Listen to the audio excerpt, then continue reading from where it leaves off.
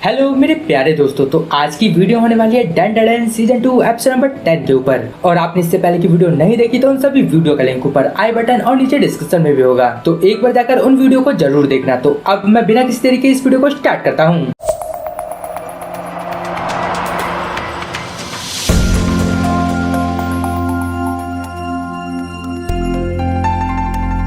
Episode की शुरुआत में हम एक लड़के को देखते हैं जिसका नाम था किंटा सकासा, जो सुबह 5 बजे उठ के एकदम तैयार हो जाता है और फिर वो स्कूल जाने के लिए निकल जाता है। रास्ते में वो नाश्ता भी है, लेकिन स्कूल में घुसते ही वो कुछ भी नहीं बोलता। वहीं हम दूसरी तरह ओकारुन को देखते हैं जब उसकी मोमो से नई नई दोस्ती हुई थी और मोमो ने पहली बार उससे एक दोस्त की तरह बात करी थी। ये चीज वहाँ किंटा देख लेता है और किंटा भी ओकारुन की ही क्लास में पढ़ता है और तब से ही वो उसके ऊपर नजर भी रखता है। और जब लंच टाइम में ओकारुन और मोमो एक दूसरे को ढूंढने की कोशिश कर रहे थे, तब किंटा भी ओकारुन का पीछा कर रहा था। और जब वो दोनों थक के बेंच पे बैठ जाते हैं, तब किंटा भी ओकारुन के साथ ही बैठा हुआ था। और इसके बाद जब मोमो और ओकारुन टकराते हैं और उनके बीच किस हो जाती है, ये चीज वहाँ किंटा ने भी देखी थी। और तब से ही किंटा ने ओकारुन से बात करने की काफी कोशिश करी, लेकिन वो खुद भी इंट्रोवर्ट है। और अब हम सीधा प्रेजेंट में आते हैं। किंटा वहाँ ओकारुन से पूछ रहा था, आखिर तुमने मोमो को पटा कैसे लिया?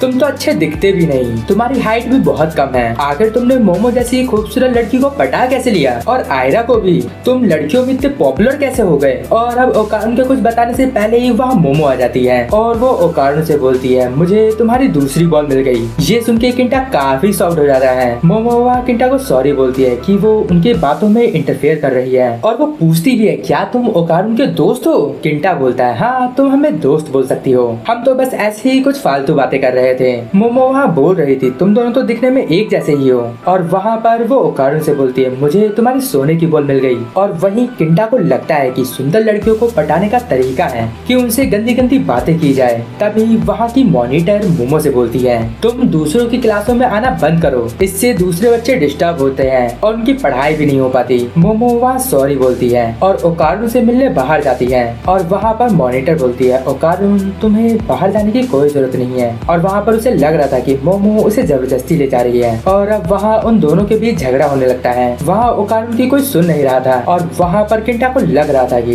लड़कियाँ ओकारुन के लिए लड़ रही है, आखिर ये कितना पॉपुलर है, मुझे भी कुछ जरूर करना चाहिए। और अब वो इनके सामने एक गंदा सा जोक मार देता है, इससे सब उसे ही घूर रहे थे। और अब मोमो और ओकारुन उस अपार्टमेंट की तरफ जाते हैं। मोमो अभी भी उस मॉनिटर के ऊपर गुस्सा थी, आखिर उसे तुम्हारी इतनी चिंता क्यों हो रही थी? ओकारुन वहाँ बोल रहा था, मुझे नहीं पता, आज से पहले तो किसी ने भी मुझसे ऐसे बात करने की कोशिश नहीं करी, तो ये देख के आज मुझे अच्छा लगा। मोमो वहाँ बोलती है, तुम अब कूल हो इसलिए वो तुमसे बात करना चाहती है।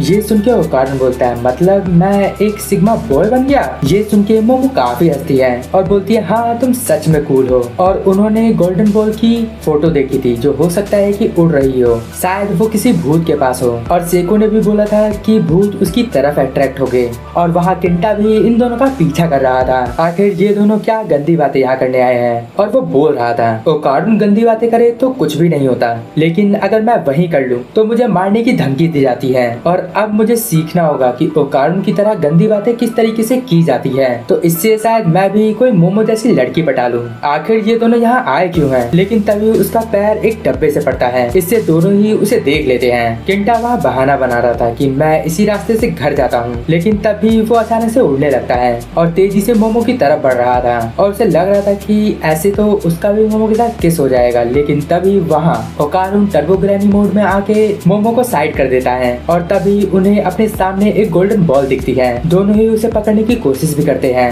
लेकिन वो बॉल ओकारुन को पीछे ढकेल देती है। ओकारुन वहाँ बोल रहा था, ये काम कोई भूत नहीं कर सकता, लगता है इसके अंदर कोई जिंदा चीज है। और अब वो गोल्डन बॉल वहाँ से भाग रही थी।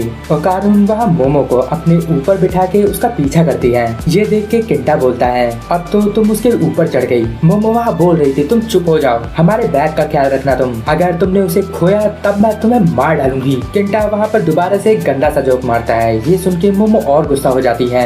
किंटा वहाँ बोल रहा था, आखिर मेरी गंदी बातों में क्या प्रॉब्लम है? और मोमो बोलती है, गधे तुम गंदी बात मत करो। और वो ओकारुन से बोल रही थी, चलो पकड़ो उस गोटी को। वो लोग वहाँ उस गोल्डन बॉल को पकड़ नहीं पा रहे थे, वो गोल्डन बॉल इन्हें उठा उठा के फेंक रही थी। अब वो बॉल दोबारा छत से नीचे आ जाती है। मोमो भी वहाँ अपनी पावर को इस्तेमाल करके उसका पीछा कर रही थी, लेकिन वो बॉल उन्हें धक्का दे देती है। इससे वो दोनों के दोनों उस बिल्डिंग से नीचे गिर जाते हैं। वहाँ उन्हें लग रहा था कि वो बॉल जिसके भी पास है वो गायब है, हम लोग उसे देख नहीं सकते तो लड़ेंगे कैसे। तभी उन्हें किंटा के चिल्लाने की आवाज आती है और अब दोनों ही उसके पास भागते हुए जाते हैं। वहाँ उसे भी बॉल ने बिल्डिंग से नीचे फेंक दिया था, लेकिन मोमो एंड टाइम पे उसे पकड़ के बचा लेती है। मोमो उसके ऊपर चिल्लाते हुए बोल रही थी, मैंने बोला था ना तुम हमारे बैग का ख्याल रखो, तो तुम हमारा पीछा क्यों कर रहे थे। और अब वो गोल्डन बॉल दोबारा से इनके सामने आ जाती है। किंटा वहाँ स्टाइल मारते हुए बोल रहा था, इसका सामना अब मैं करूंगा।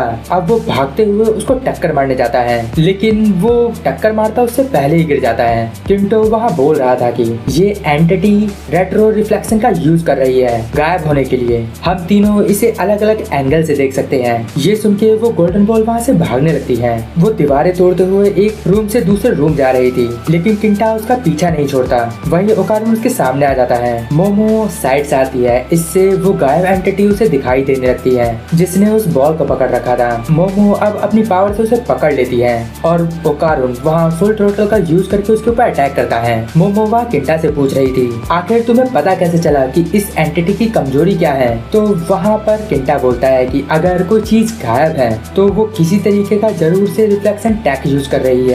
और अब वहाँ उन लोगों को उस एंटिटी का रियल रूप दिखाई देता है। ये दिखने में एक काइजू जैसा था। इसे देख के ओकारुन काफी खुश होता है, क्योंकि काइजू भी एक तरह से एलियन ही होते हैं। लेकिन अब इन्हें उसके पास गोल्डन बॉल नहीं दिखाई दे रही थी। किंटा वहाँ बोल रहा था, तुम लोग गंदी बातें कर सकते हो तो मैं क्यों नहीं। अब वो लोग उसे करीब से देखने के लिए नीचे जाते हैं और किंटा वहाँ ओकारुन से बोल रहा था कि तुम गंदी बातें करके लड़कियों को पटाते कैसे हो, मुझे भी सिखाओ। मोमो वहाँ उसे लात मारती है और उसे बोलती है, तुम अपनी गंदी बातें बंद करो। तभी वो लोग देखते हैं कि वो काइजू काफी बड़ा होने लगता है और अब उसका साइज इतना बड़ा हो गया था कि वो पूरी तरीके से गॉडजिला लग रहा था। और यहीं पर यह एपिसोड एंड हो जाता है। अगर आपको इस वीडियो में कुछ भी अच्छा लगा या पसंद आया तो इस वीडियो को लाइक कर देना, और अभी तक आपने इस चैनल को सब्सक्राइब नहीं किया तो चैनल को सब्सक्राइब करके बेल आइकन को जरूर दबा देना, इससे आपके पास रेगुलर नोटिफिकेशन आती रहेगी। तो अब मैं मिलता हूँ आपको अगली वीडियो में, तब तक के लिए गुड बाय, sayonara।